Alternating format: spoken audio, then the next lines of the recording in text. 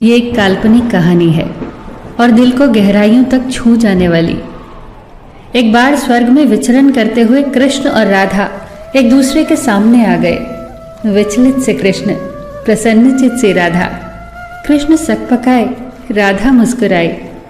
इससे पहले कि कृष्ण कुछ कह पाते, राधा बोल उठी, कैसे हो द्वारिकाधीश। जो राधा उन्हें कान्हा कान्हा कहकर बुलाती थी, उसके मुख से द्वारिकाधीश का संबोधन कृष्ण को भीतर तक घायल कर गया।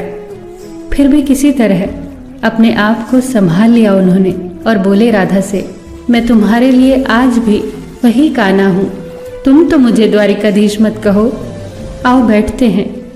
कुछ मैं अपनी कहता हूं, कुछ तुम अपनी सुनाओ। सच कहूं राधा, जब जब भी तुम्हारी याद आती थी, इन आंखों से आंसुओं की बूंदें निकल आती थी।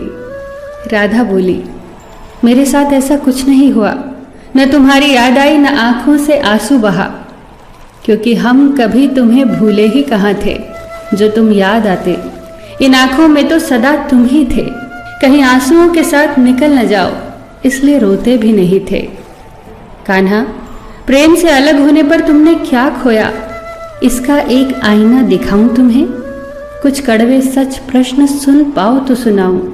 कभी सोचा है इस तरक्की में तुम कितने पिछड़ गए।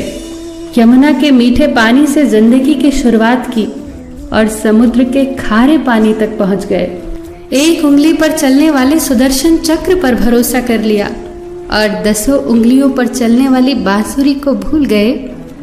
कान्हा, जब तुम प्रेम से जुड़े थे तो जो उंगली गोवर्धन पर्वत उठाकर लोगों को विनाश से बचाती थी, प्रेम से अलग होने पर वही उंगली क्या क्या रंग दिखाने लगी। सुदर्शन चक्र उठाकर विनाश के काम आने लगी। कान्हा और द्वारिकाधीश में क्या अंतर होता है बताऊं? कान्हा होते तो तुम सुदामा के घर जाते, सुदामा तुम्हारे घर नहीं आता। युद्ध में और प्रेम में यही तो फर्क होता है।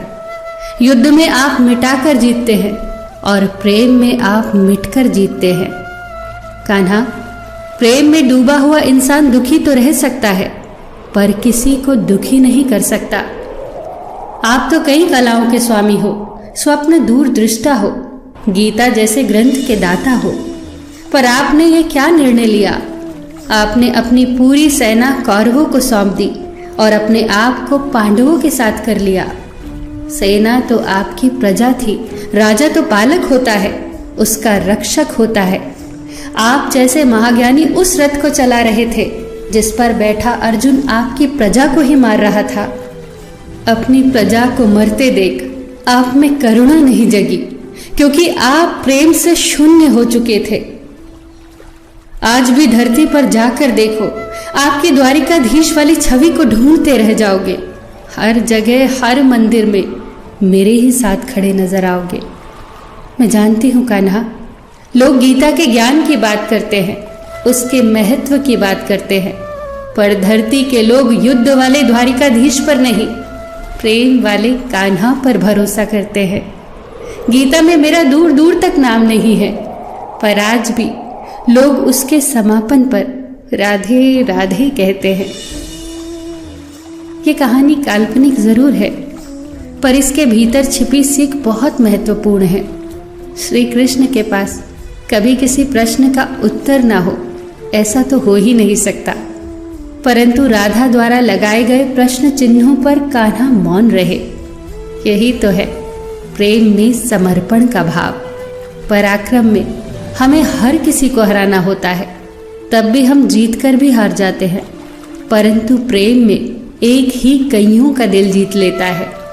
सही कहा है कि छोटी सी उंगली पर पूरा गोवर्धन पर्वत उठाने वाले भगवान श्री कृष्ण छोटी सी बांसुरी को दोनों हाथों से पकड़ते थे।